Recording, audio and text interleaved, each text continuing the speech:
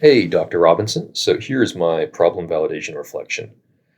I am part of a group called SampleTube, and we are building a database of music with very intricate and endless possibility search functions that users can utilize in their attempts to better sample music and gain inspiration from underutilized music. So let's talk about these interviews I did. I conducted five of them with friends and friends of friends, and all these people were musicians. The question I posed to them all was, what is the most difficult part about making music for you?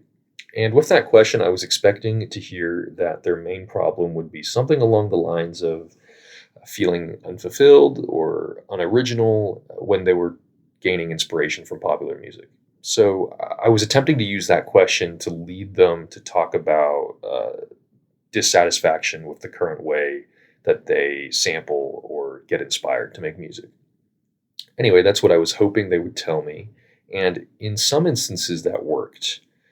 The instances where my assumptions were validated and my question worked the most happened with interviews I had with amateur DJs, mixers, and hip hop artists.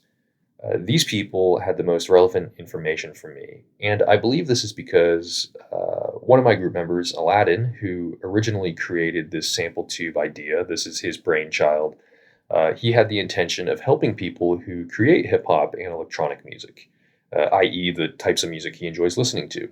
Sampling has influenced many genres of music, but in particular, pop, hip hop, and electronic music utilize it the most. One of the DJs I interviewed, his name's Joseph, told me that finding beats is difficult for him. He told me that when he tries to find a beat to sample or to use, he's thinking about getting something that's super catchy, something that gives an original experience to the listener, and something that will leave a bug in their ear. Doing this and standing out is difficult when you're giving the listener a beat or a melody or a sound that they've heard before. And in many instances, Joseph told me that they may not have heard the specific beat, but like the general sound from that era in a genre of music sounds similar. Like, for instance, 2010s, Joseph used the example of 2010s trap music. And so the way he tried to solve his problem right now is to go on YouTube or go on SoundCloud and he searches for XYZ type beats. And that gives him varying amounts of success. When I told him about SampleTube, he thought it was a very interesting idea. He noted that it all comes down to how well our search parameters actually work and whether we can also filter out a lot of the garbage that we'll get from YouTube.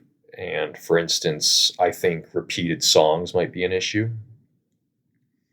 Let's see, what else did I learn from these interviews? A common trend I learned was that there are problems with time management among a lot of these interviewees, these musicians. There's dedication issues, there's issues staying motivated. That I expected to hear, and I hope to hear that. So when they talked about motivation, I would try to steer them in the direction of beats and gaining inspiration from other music to help motivation. And in a few instances, that helped me get information from them that was more relevant and related to what I was looking for to help cultivate our idea for SampleTube. Next, I'll talk about possible problem patterns as stated in the prompt. By problem patterns, I'm going to guess you're talking about red flags that signal my interviewees won't need to use my product or don't have a problem I could solve with SampleTube. I didn't get any problem statements during the interviews that signal that our idea wouldn't be useful to them, but something that did bring up a possible issue for me occurred when we were presenting in class on Monday. A classmate in the audience during the question segment asked about whether the app SoundCloud sort of solves a lot of the issues that we have with YouTube. And that's a problem because that's a massive part of what we're offering is that we solve the issue that YouTube has. And while I think the answer is largely no, that was a good point he brought up, and it's something that we have taken note of. It definitely poses a better solution than YouTube for people that are trying to make music and are looking for samples, especially in instances with more recent musical releases. However, I do think that our search parameters will be better than those available on SoundCloud with regard to randomization and specific time periods, etc. On a side note, I'm curious to see whether we can import SoundCloud music onto our SampleTube database that we create because I think that it generates better results than we will get solely looking for music on YouTube. Lastly, stemming off of that SoundCloud idea, next I'll cover our decision on whether to pivot or persevere.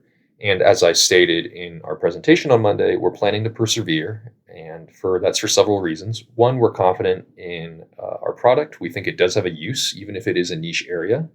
And two, we're also very heavily enjoying working together as a team. We think all of us bring separate skills and we mesh together well. And as covered in class, I think recruiting an actual musician to join the team will be very helpful to us because they will give us plenty of insight into how people in our target audience would use this product. A musician can help push things like search parameters, our sales plan, and even our general idea in directions that maybe are more useful and appealing to music creators themselves. Anyway, thank you for listening to my problem validation reflection, and goodbye.